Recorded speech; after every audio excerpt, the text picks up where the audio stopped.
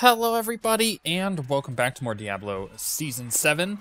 This time, instead of talking about Jade, we're going to talk about the Helltooth set. Now, this is pretty much the standard thing that a lot of people are running at the beginning of the season, because you get the set for free by doing the little pieces of the seasonal journey, just like you do every season. So this is the set they give you, therefore it's the set most people are running at the moment, and most people are pushing with. But it is definitely the least fun of the two sets between Jade and Helltooth this season. So if you want to check out my Jade guide, I put that in the description below. I'll also put a link on the screen and everything. But this is a Helltooth video, so let's talk about Helltooth. Let's talk about the gear. Now there's pretty much the standard thing here. 6-piece Helltooth. Just quickly going over the set bonuses. Enemies hit by your primary skills. Acid Cloud, Fire Bats, Zombie Charger, Zombie Dogs, Gargantuan, Grasp of the Dead, Piranhas, or Wall of Death are affected by necrosis, becoming slowed, taking 1500% weapon damage every second, and taking 20% increased damage from your attacks. That's important, your attacks, not everybody else's attacks, for 10 seconds. Okay. 4-piece. After applying necrosis to an enemy, you take 60% reduced damage for 10 seconds. All right, that's nice. It's pretty typical. You know, your 4 set is your damage reduction. That makes a lot of sense. 6-piece, after casting Wall of Death, gain 1400% increased damage for 15 seconds to your primary skills: Acid Cloud, Fire Bat, Zombie Charger, Zombie Dogs, Gargantuan, Grasp of the Dead, Piranhas, and Wall of Death. Now, the build involves, and this is the build, like I said, everybody else is running. You could go to the leaderboard and look. At least at the moment, at the beginning of the season, you can go look. This is what people are running, where you are running a pet build. And it's unfortunate because the build mostly involves you doing nothing and standing still. And I'll get to that in a minute. But you run the shoulders, helm, chest, legs, and boots of the set. But you want to run either, so you could switch one of these out, either the Tasker and Theo, which are a pair of gloves that increases the attack speed of your pets by 49%, which is pretty good. It goes up to 50. Mine rolled pretty decent on the high end. Or you want to use a helm called the Mask of Jerem, which your pets deal 100% increased damage. Whichever one that you get that you want to wear, say you get a good one, like you get a Mask of Jerem that is 100% increased damage, or you get a Tasker and Theo that is 50%. Whichever one is better, that's the one you're going to put on your character. The other one you will put in the cube. So that's how that works. Both of them are obviously buffing pet damage. As for the bracers, we're going to run the same bracers we run in Jade. Reduce all damage taken by 6% for each stack of Soul Harvest you have. And we're going to run the weapon that goes with it, the Sacred Harvester. Soul Harvest stacks up to 10 times. Now, this isn't as good as it is with Jade, because with Jade, you're getting every rune on Soul Harvest. And that kind of, it all works with your dots and everything. It's just better for Jade. But it's still really good here, and I'll get to that in a second. So you want to run those two. You want to run the Witching Hour, which is just a belt that gives critical hit damage. The belt isn't as important as the rest of the pieces, but as you're optimizing it, this will be one piece that you want to do. And as far as the rings, because we are dropping one piece on the set, but still need the 6-piece, we need the Ring of Royal Grandeur. Reduces the number of items needed for set bonuses by 1. And you can either wear this or put it in your cube. You will eventually need to put it in your cube, just as an FYI, because the other 2 rings are the Short Man's Finger. Gargantuan instead summons 3 smaller Gargantuans, each more powerful than before. And you could see them there. Just follow me around. These little dudes, they're so cute because they're so tiny. If I didn't have that and I summon Garg, it would just be one big one. So we want all 3 of the little ones, right? So we're going to run the Short Man's Finger. It's not necessarily rare, but it is going to be on the rarer side of things to get. Speaking of rare side of things to get, you're going to want a Compass Rose and a Traveler's Pledge. Same thing we use in the Jade build. So you're actually probably noticing at this point that if you can get a full set of Jade, you pretty much will have gear to swap back and forth between because a lot of the stuff overlaps. So the bonus on this is while moving, damage taken is reduced by 50%, and while standing still, damage dealt is increased by 100%. You see the buff here. My damage dealt is increased by 100%. That's not affected by the sheet. You don't see it on the sheet, but the moment I start moving, you see it changes to the defensive one, which then stacks up to 50. Right, so now I'm taking 50% reduced damage. I stop, and it goes back up. So there you go. Unlike Jade, where we want to run on the higher greater rifts a unity in this slot, we're going to run the short man's finger, the Traveler's Pledge, and the Compass Rose. This Compass Rose will always roll bad because it's always going to roll with movement speed. So unless you can get a kind of one that looks like this, where you have critical hit damage on there or critical hit chance, then you want to roll off the movement speed for one of the others. That being said, you also need a socket, so make sure you have a socket. And then the last thing that we're going to wear on our character is Henry's Perquisition, which is the first enemy that deals damage to you, reduce that damage, or the first time an enemy deals damage to you, reduce that damage by up to, I think it's at 60, 80, wow, it's 80%. I got a terrible roll on this thing, and charmed the enemy for 3 seconds. That's actually pretty good. The problem with it is that it's hard to get, and you may find that you may not see it for a very long time, but you may see another mojo which you can use in its place, which is the Serpent, which is pretty much 30%, up to 30% of the damage you take is redirected to your zombie dogs. It's a 30% damage reduction, so it's pretty good. Use this until you can get a good Perquisition, then use the Perquisition, because it's actually better. Now the other thing is the cube. So we already know we're going to have a Ring of Royal Grandeur. We already know we're going to either have a Mask of Jerem or the Tasker and Theo, depending on what we need, depending on which one we get that's better. I should mention that Tasker and Theo and Mask of Jerem are fairly rare, hard to get. And then you want a Furnace in there. There's other weapons that could go, but generally speaking, the Furnace is going to be the best one. You can try other things. You can try the Engeom, that's another rare weapon. There's a couple other things here. You could attempt to use the Edge. Now, this one stuns enemies when you summon the zombie dogs. So when you first summon them, they stun it. So if you can't get a Furnace right away, but you can get one of these, the Ceremonial Knife, then maybe use that. There's plenty of different weapons you can use, but ideally you want the Furnace.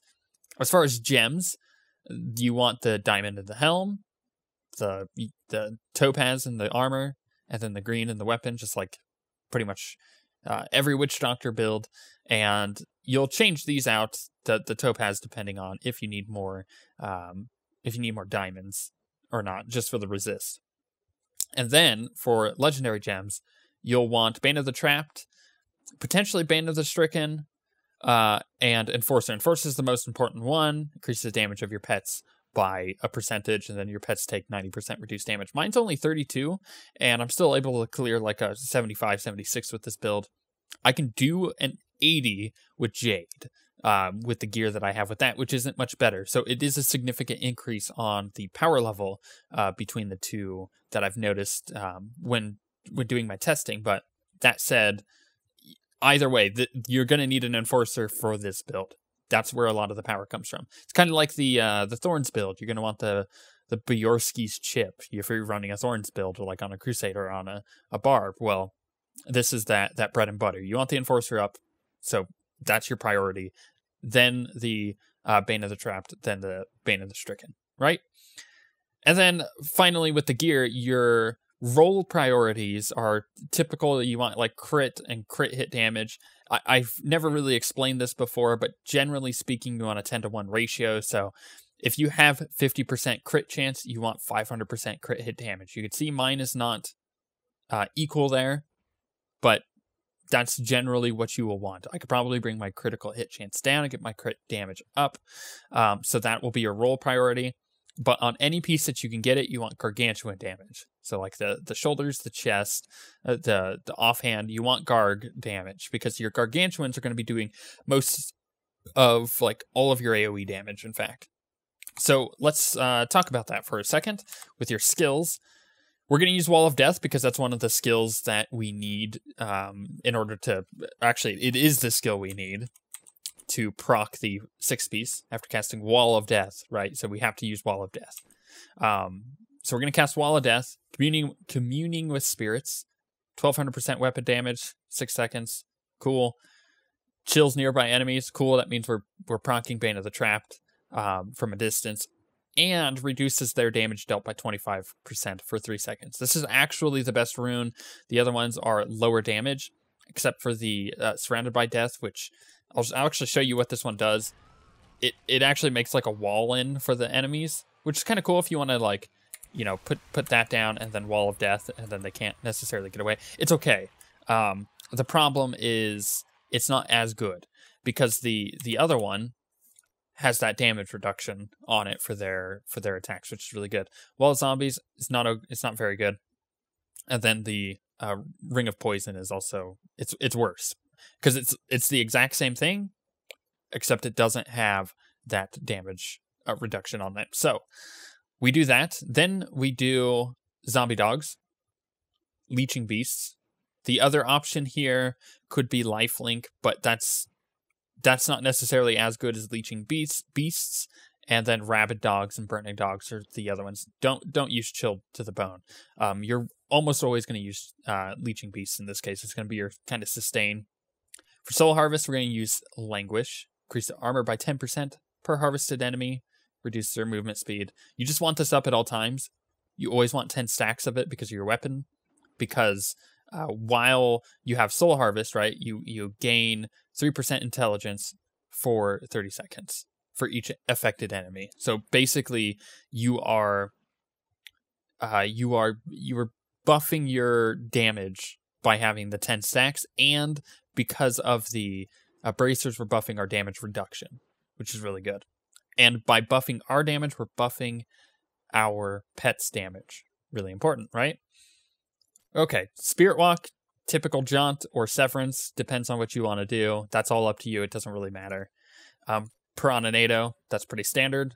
That's how you're going to kind of group enemies up, which we'll go into when we get to the gameplay. Gargantuan, Humongoid is the best one here. Basically, it gains a cleave ability, allowing its attacks to hit multiple enemies for a crazy amount of cold damage. It's really good. The other ones are okay, but that one's the best here. And again, I'll get into the why when we get into the gameplay. As far as passives, Graven Justice, really good. It's going to make sure that you can cast your Gargantuan and your Zombie Dogs, which you might ask, like, why would you need to cast those? Again, we'll get into that in the gameplay, and then you'll be able to cast your Piranhas more often. So that's really good. If you don't want to use this, Confidence Ritual is a good one to swap out for. Then Midnight Feast, damage of your Zombie Dogs and Gargantuan is increased by 50%. Additionally, you may have one additional Zombie Dog summoned at a time. So from 3 to 4. And then I use Zombie Handler, which my health is increased by 20%. But you can actually switch this out just straight up, just like that. And then this is a fine build. But if you find yourself dying a lot, or I should mention you're playing a hardcore, do that. Or you switch out Graven Justice for Spirit Vessel. That's another option. But, you know, Confidence Ritual is just pretty good all around. And then Pierce the Veil, all your damage is increased by 20%. Your mana cost is increased by 30%. We're not going to be using our mana, so this is really good for us because it's basically my pets do an additional 20% damage. A couple other things that you could use. Swampland Attunement is pretty good. And really, if you were just starting out, Gruesome Feast can be pretty good for just getting the rest of your gear. It's just easy to get stacked. Okay, so that's it for skills.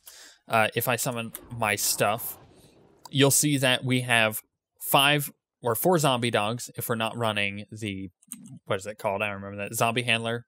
We have 4 Zombie Dogs instead of 5, and we have 3 Gargantuans. So basically, this is going to be your damage right there. Everybody here is going to be your damage, plus your Templar, which is really important because we're running the same build with the Templars we do with Jade, where we have an Oculus Ring. You don't need the Unity in there. You can switch the Unity out for like a Bokathos band, which drains enemies life when he's near them. which is okay. But the Oculus ring is the key here, and so is the S of Johann. And that all plays into the... well, actually, there was one more thing that is important. Make sure you have your follower can't die. It just makes it a lot better. But what you're going to do, gameplay-wise, revolves around having the Oculus ring and all of your pets, and I'll show you. When it boils down to the core gameplay loop of this build, it really boils down to you doing not a lot and your pets carrying you the entire rift. And I guess for some people, that's a lot of fun. That's like the fantasy of playing a pet build, right? It was like when we go back and look at the Necromancer in D2, we look at the pretty much the exact same gameplay loop where you had most of your pets doing almost all of the damage, and you sitting there being completely useless and getting carried. Now, you could help and do some things, and it was important for you to be there, obviously, because you were controlling the pets, and like I said, I think that fulfills the fantasy of a pet build. But at the same time, is it any fun to play for the standard player? And I would say no. However, this build is still good. It still pushes high greater rifts and is competitive against Jade. So that is the reason why I decided to make the guide for it. So people jumping into this season, and maybe in future seasons as well, can use this build and utilize it to its potential. Because some people will really enjoy this build. Others, not so much. Others will come up with really clever ways to use the Helltooth set, such as a while ago there was like the Mimic helm, which is basically, it allows you to, when you're attacking, mimics will spawn every now and again and cast the same abilities as you. And what ended up happening with that is you could have them casting Wall of Death like 1,000,000 freaking times. And it was really funny because all of those Walls of Death would do a lot of damage. And what ended up happening was, because of that, it would lag out the game. So people will come up with crazy Helltooth builds just in general, and they will be fun. But will they be as competitive as this? Not necessarily. Will that matter? Probably not. But let's talk about this gameplay loop. So it's really basic. Remember, you have Traveler's Pledge and Compass Rose on, which means you are going to try to stand still as much as possible. The more you stand still, the more damage your pets will do. So the idea here is similar to that of the Jade, where you want to wait for your Templar. Your Templar is boss. He is going to put down the little circle from the Oculus ring, which will increase your damage. And by doing so, you will run over to the little circle and stand in it. And just wait for your pets to kill things. That's the idea. What else are you doing? Well, there is a little technique. And I shouldn't say that you aren't doing anything, because you are doing something. You're making it easier for your pets. The idea is that when there are a lot of enemies, a lot of density, you run in, you gather everything together by, aggroing it onto you, often casting Wall of Death several times, just getting it all into kind of a confined area. Then you Piranha-nado, which will suck everything on top of it, get it all stacked up, and then you cast Gargantuan and your dogs on top of those guys. Now, you may ask, like, why would you do that? You already have them out. Well, what it ends up doing is it de-aggroes your pets, because the pet AI is fairly dumb, let's be honest. I mean, it works well for what it is, but it's not very smart at times. So you want to de-aggro it for whatever it's attacking off in the distance, and by running far enough away, it spawns on you, and then they'll just attack whatever the closest thing is anyways. But that won't work for this. It won't be consistent enough. So you want to put down your tornado, then as soon as everything is stacked up, you cast your zombie dogs and your Gargantuan on top of them, and they will do a ton of damage. They will, like, wreck everything. And the reason why is because you will want area damage. This is something that you can get through Paragon points. In the last of the 4 Paragon point trees is the one with area damage. You want to max that out first. Literally all of the other Paragon points matter not. Get crit and critical hit damage, but like literally everything else doesn't matter. It's going to boil down to Do you have area damage? Yes. Then good, your guys can just blow everything up. Now your Gargantuans already do an AoE. That's their attack if you're using the Humungoid, which is cool. That being said, you will definitely want area damage because they can proc off of it and they do their damage in area damage, which is really cool. Area damage still isn't the best stat out there, but it works really well for this build because it means that your clear speed will be much higher. And you'll be able to just like kill giant stacks of enemies by using this technique. Once again, to reiterate, you're going to run in, you're going to gather a ton of enemies, you're going to aggro them onto you, you're going to use your tornado, suck everything up, then put down your wall of death if you need to, and then summon your gargantuan and dogs, and they'll just start destroying everything that they land on. This being said, the other part of this build is just making sure that you always have 10 stacks of Soul Harvest. It's that easy. That'll be your damage, a huge part of your damage reduction. And it will also be a huge DPS increase. So just make sure you always have that up. On bosses that are solo and don't spawn any adds, you won't be able to keep it up to 10, but that's fine because bosses are really easy for this build. And then if you're doing any of the trash, you'll always have it at 10 because it's so easy to keep stacked at that point because there's always more than 10 enemies to hit. So that's the general gameplay loop. As I mentioned earlier, it's not my favorite. It's very passive. It's a lot of standing around. It's a lot of doing nothing. And if I'm being honest, when I was playing the footage in the background, I would kind of gather things up, put them all on top of each other, do my zombie dog, do the trick, right? And then I would open up the iPad and start checking Twitter as I just stood there and just kind of glance up every now and again because it doesn't really require more input than that.